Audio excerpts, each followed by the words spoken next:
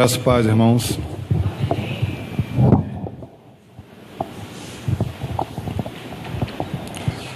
Queria convidar a igreja a abrir nossas Bíblias no livro de Provérbios, capítulo de número 30.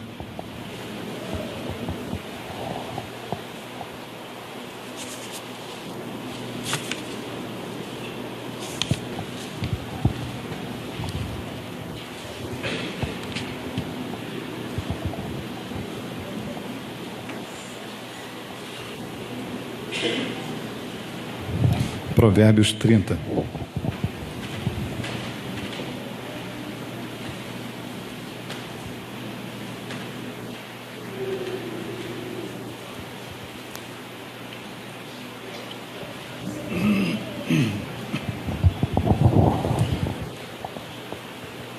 Nós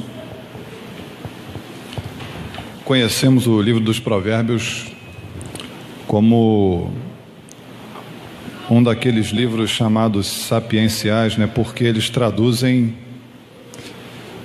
grande parte da sabedoria no que diz respeito não somente ao conhecimento, mas como uma aplicação prática desse conhecimento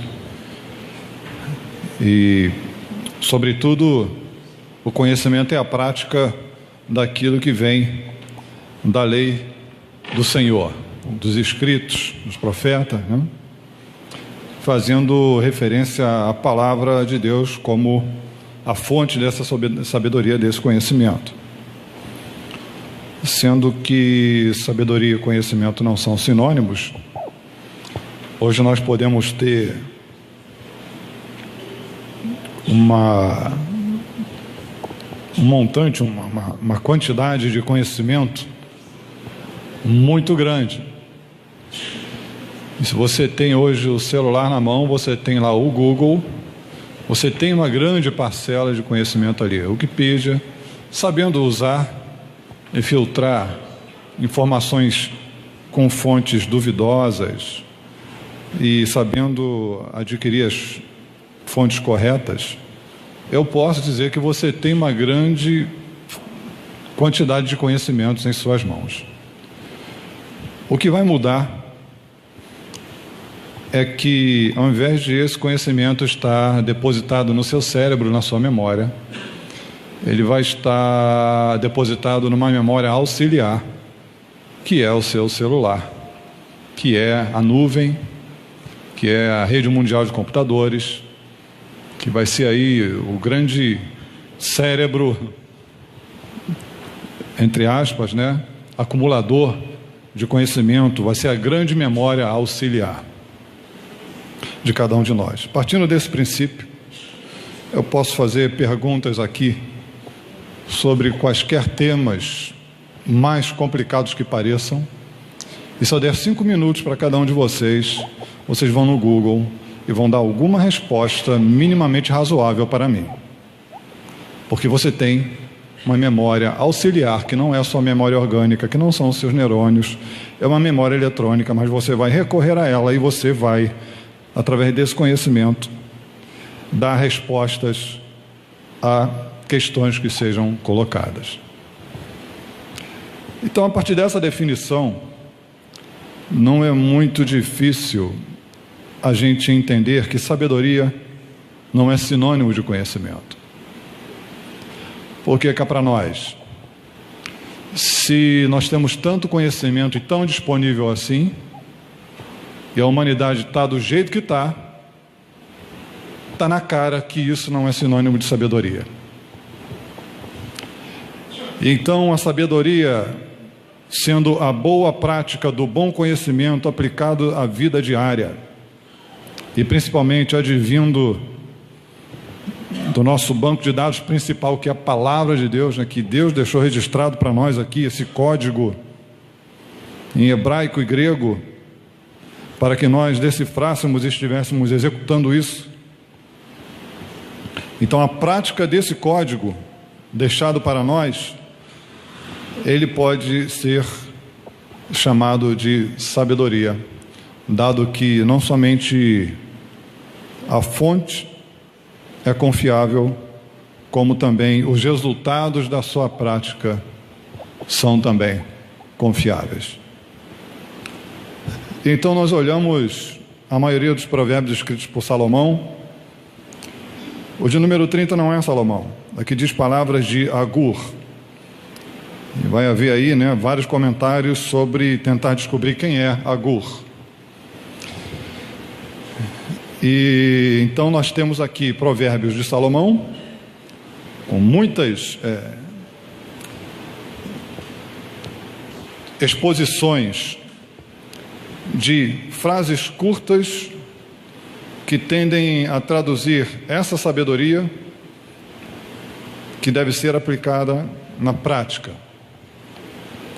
Quem conhece a história de Salomão sabe da sua oração por sabedoria e sabe que Deus atendeu a ele, e essa inteligência está registrada aqui nessas palavras de Provérbios, além de outros autores.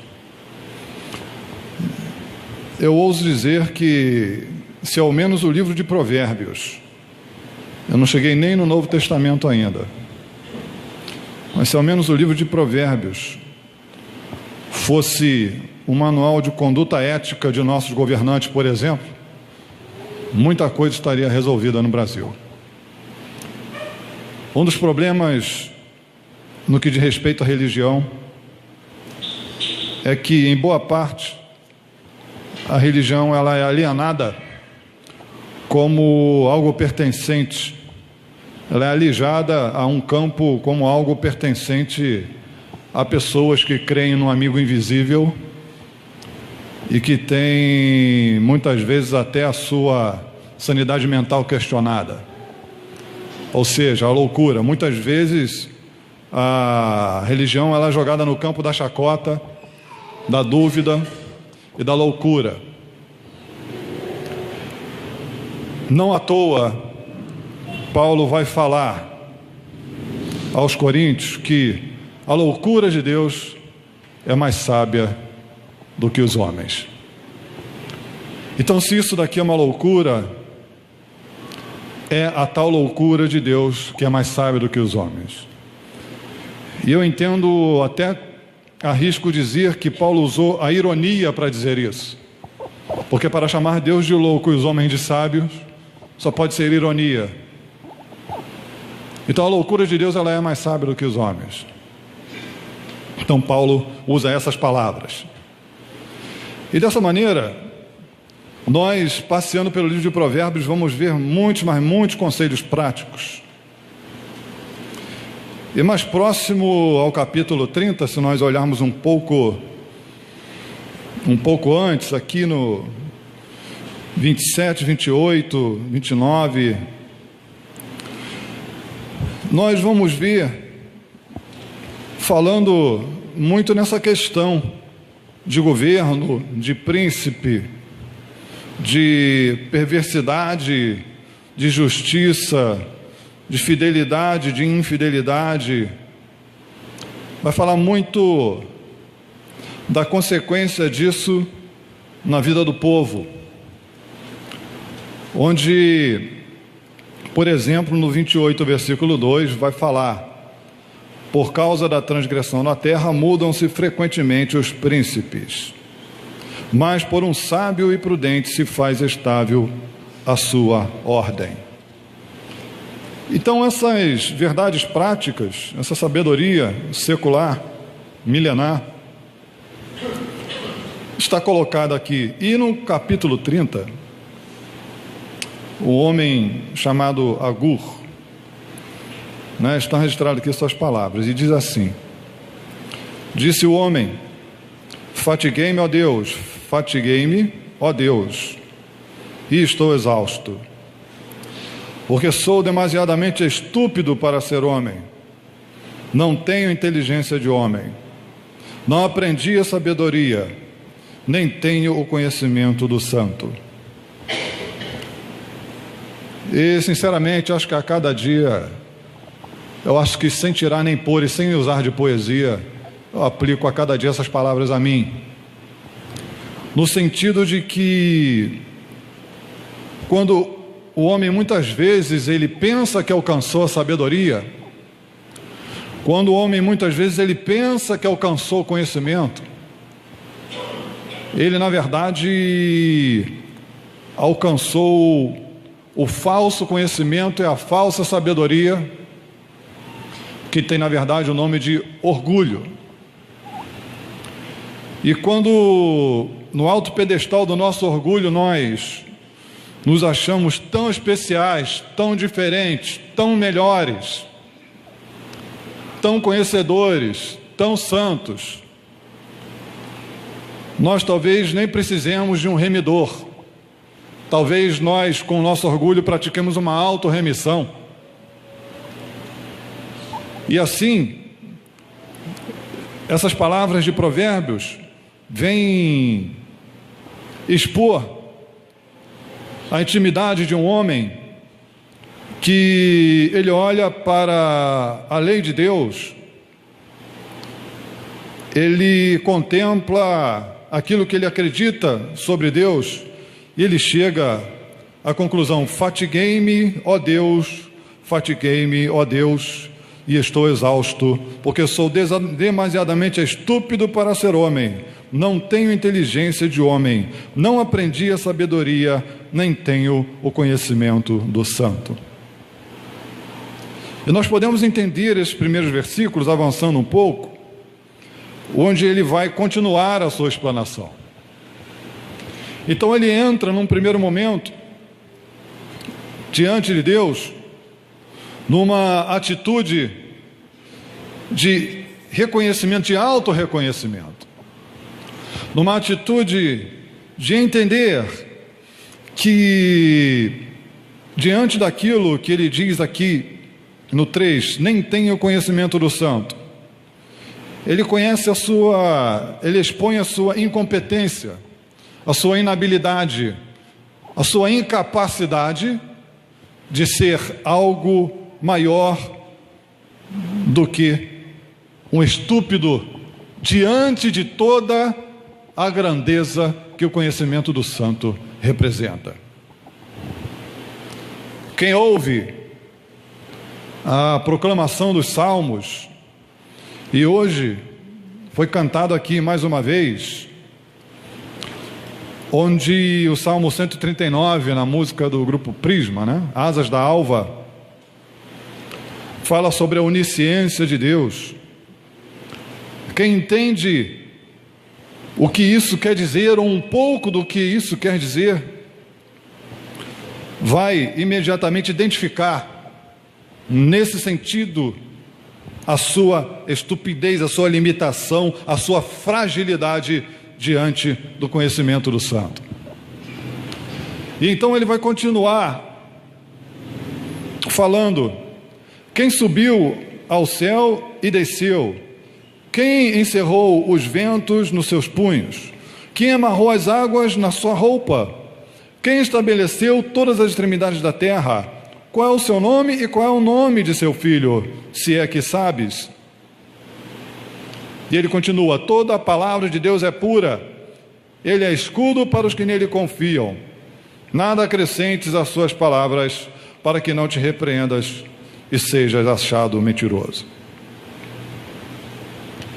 Então, se num primeiro momento ele declara a sua estupidez e o seu desconhecimento, num segundo momento você vai ver que o que ele está querendo dizer é que as suas declarações são colocadas exatamente diante da própria palavra de Deus, diante daquilo que Deus significa, daquilo que Deus é.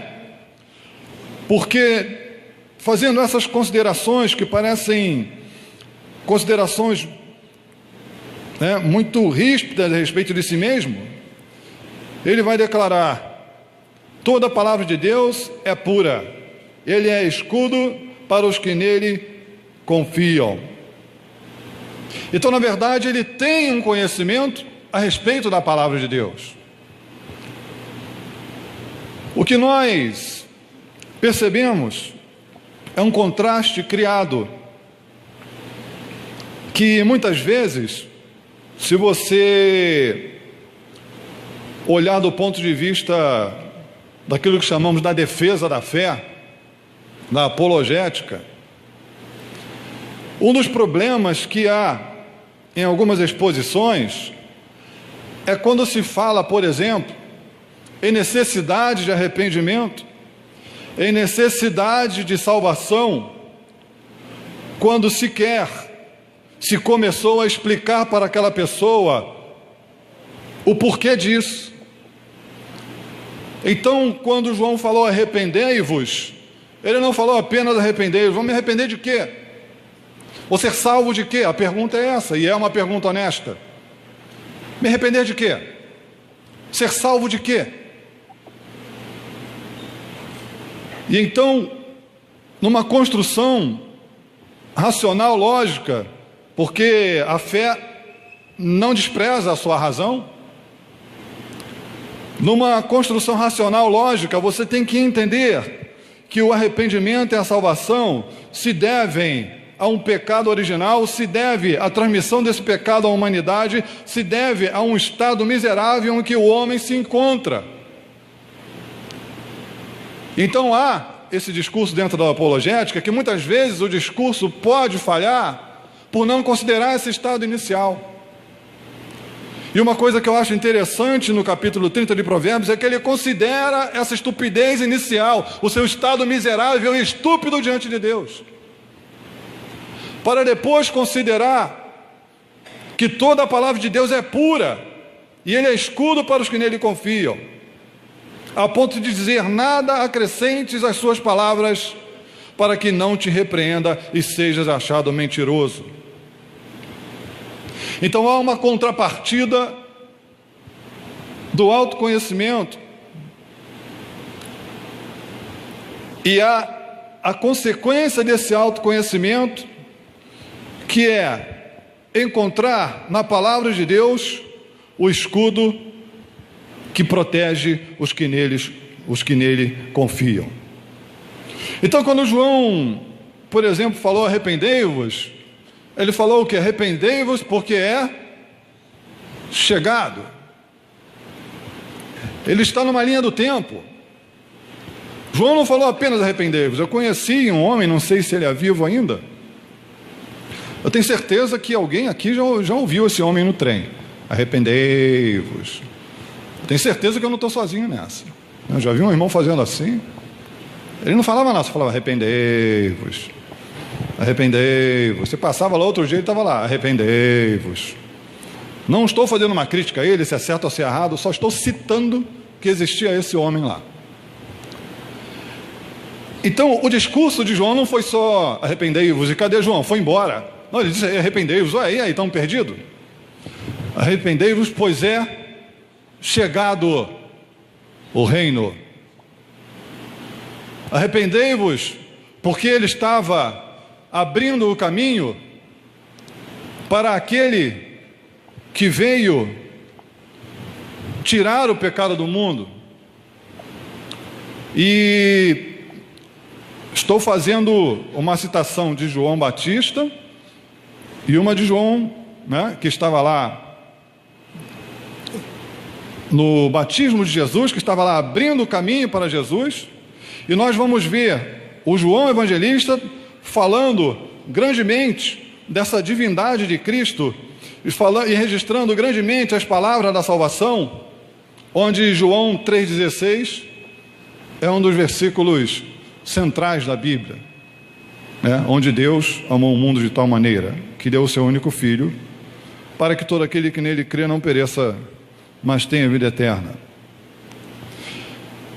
Então, Agur, nessas palavras, ele tem um primeiro momento, um autoconhecimento, uma autoavaliação e uma conclusão do seu estado.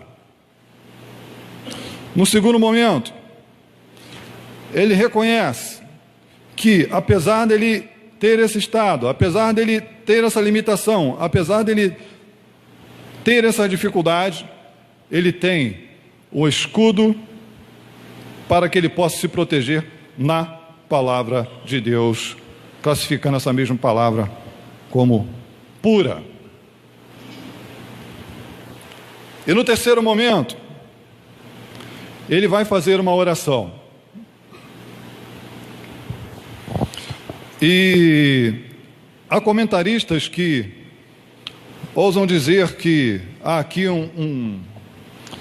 uma oração praticamente profética no que diz respeito à oração do Senhor. Porque ele vai considerar algo muito semelhante ao que o Senhor Jesus ensina no capítulo 6 de Mateus e diz, versículo 7, 2 coisas te peço, não mais negues antes que eu morra.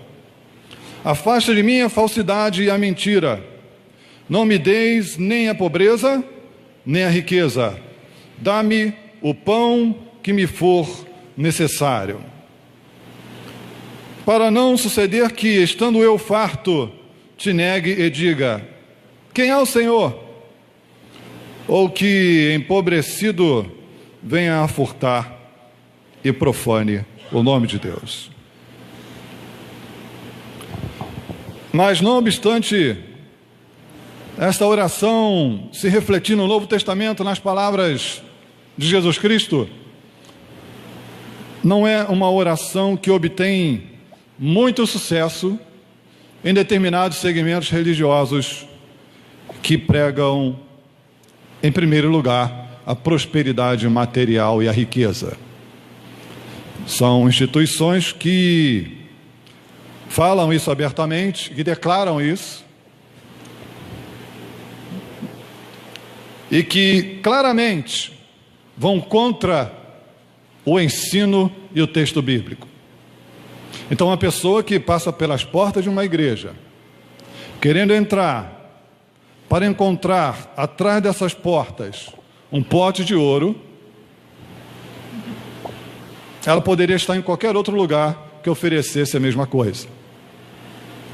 Mas quando a palavra de Deus, ela é honrada e respeitada, nós vamos entender sim, que Deus prega na sua palavra a suficiência para cada um de nós.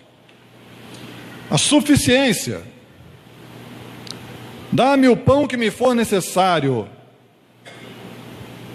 O pão que me for necessário não é tão necessário assim numa teologia de prosperidade do século 21. Eu quero a padaria inteira, eu quero o bairro da padaria, eu quero todas as padarias do bairro.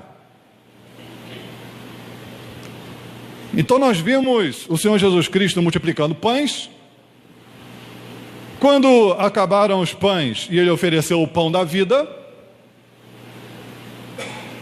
não há outra reação. Vamos embora. Acabou o pão. Vamos embora. Que pão da vida, o quê? Que pão que desceu do céu? Que pão que vai ser partido por nós? Que nada. Acabou o pão, vamos embora. E foram embora. Desafiados pelo próprio mestre, que não poupou nem seus discípulos. Se quiser ir, já sabe o caminho. É só seguir os outros. E então, Pedro,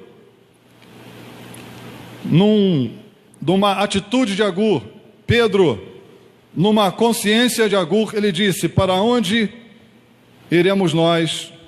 Tu tens a palavra de vida eterna. Onde Agur disse, toda a palavra de Deus é pura, ele é escudo para os que nele confiam. Então quem tem consciência da sua miséria, como Agur teve consciência da sua miséria, mas somado à consciência dessa miséria, ele tem consciência da pureza da palavra de Deus. Você soma a sua miséria com a purificação que provém da palavra de Deus, e você alcança então uma oração sábia, que você sabe que Deus é suficiente para você, nem mais, nem menos, e ponto final. Parece uma construção lógica muito simples, mas que nós temos enorme dificuldade de entender. porque, vamos citar alguns fatos recentes, como entender um homem que está condenado em mais de 20 processos e está preso hoje, um ex-governante do estado do Rio de Janeiro. Eu não quero entender que um homem teve um processo só, que ele roubou uma vez só, não é isso que eu estou defendendo. Mas vejam o tamanho da fome que o coração do homem tem pela riqueza, quando não foi um processo, não foram 2, não foram 3. É porque se eu falar que foram 25, eu posso estar desatualizado. O último número que eu ouvi foi 25. Não, irmão, está rindo, mas vamos chorar, né, irmão? Não, assim, né? A gente tem que falar brincando, mas se eu falar que foram 25 processos, eu posso estar desatualizado. Mas não quero focalizar nesse homem, eu quero focalizar naquele coração que reflete o coração de muitos que não entendem que o pão de cada dia que me for necessário, Deus pode suprir, e eu não preciso de 25 processos de roubo, de estelionato, ou de seja lá o que for, que eu nem sei.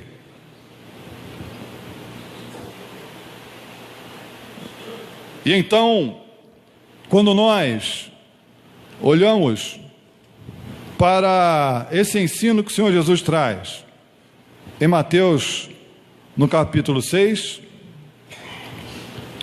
nós vemos que hoje nós reproduzimos as palavras de Agur de maneira semelhante, não as mesmas palavras, mas quando nós fomos ensinados naquilo que na minha Bíblia está registrado com o subtítulo de A Oração Dominical,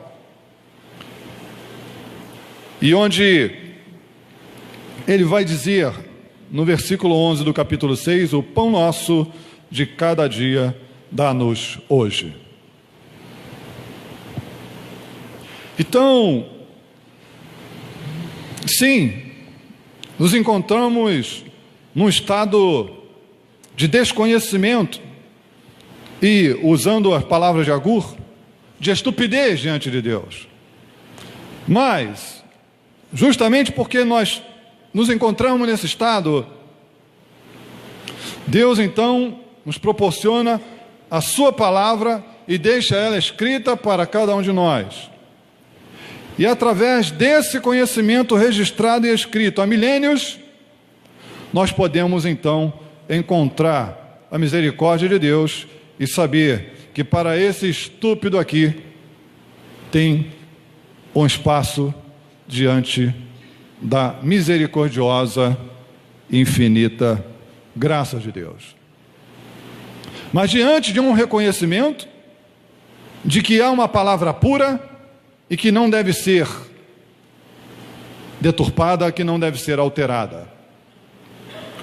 O que às vezes acontece, se nós falamos em teologia de prosperidade, você vai ver também revelações extra-bíblicas. E aí tudo aquilo que foi escrito, inspirado pelo Espírito Santo de Deus, há milênios, em grego, em hebraico, em aramaico, traduzido, retraduzido, readequado, tudo isso vai por água abaixo, porque agora eu tenho revelações extra-bíblicas, especiais, e aí vai acontecer tudo aquilo que nós já conhecemos por aí. Barbaridades que vão dar assunto para o dia 28 de setembro mesmo? Eu ia falar outubro. Que vão dar assunto para o dia 28 de setembro no IPMH ao vivo, onde estarão aqui homens capacitados para falar de seitas e heresias. E é com tristeza que a gente diz que não vai faltar assunto, né? Tem certeza que eu vou fazer um programa só sobre seitas e heresias?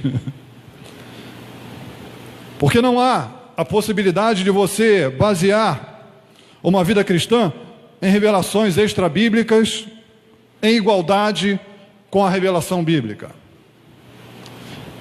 Nós entendemos que há a particularidade, o individual, cada um com Deus, cada Abraão com seu Isaac. Mas nós entendemos que se essa experiência individual, se essa particularidade sua com Deus está tendo um status de doutrina, entendemos que isso é algo espúrio e que vai te levar a ter sérios problemas espirituais. E então, nós olhamos que Agur fala para nós, e bom seria que cada um de nós pudéssemos aprender com ele, que em primeiro lugar, nós temos uma condição pequeníssima diante de Deus, e temos que declarar: não tenho o conhecimento do santo, não aprendi a sabedoria, não tenho inteligência do homem. Mas num segundo momento, nós nos deparamos com a palavra e declaramos: toda a palavra de Deus é pura, ele é escudo para os que nele confiam. Nada acrescentes às suas palavras, para que não te repreendas e sejas achado mentiroso. Então, o segundo momento vem a remediar aquele primeiro momento de limitação. E o terceiro momento é a soma do primeiro com o segundo, onde ele se coloca numa posição de que Deus é suficiente para a vida dele. Duas coisas te peço. E ele vai dizer que afaste a falsidade e a mentira, e que não dê nem a pobreza nem a riqueza, pedindo então o pão que lhe for necessário, para que, estando farto, não negue a Deus, e para que, empobrecido, não precise furtar e profanar o nome do Senhor. Então, dessa maneira, Agur vem de uma maneira muito lúcida falar aquilo que, na verdade, pode ser aplicado a todo e qualquer ser humano sobre a face da terra, onde, se temos nossas limitações, temos que reconhecê-las, onde não basta reconhecer as limitações, mas temos também que avançar e reconhecer a revelação de Deus na sua palavra. E da soma dessas duas coisas, da doença com o remédio, então vem o terceiro estágio, que é a cura. Vem o terceiro estágio, que é reconhecer Deus como provedor suficiente. Vem o terceiro estágio, que é entender que nele está o suprimento para a tua vida, seja qual for a área da vida que você queira dizer, seja material, espiritual, emocional, intelectual, marital, eu não sei, mas a suficiência para a minha e a tua vida está na palavra do Senhor, porque nós somos necessitados. Então, assim como Agur pediu o pão de cada dia, o Cristo depois veio e ofereceu não somente o pão de cada dia, como ele mesmo ensinou que nós orássemos, mas veio a se entregar como o pão vivo que desceu do céu. E assim, nesta noite, você terá a oportunidade de participar desse pão,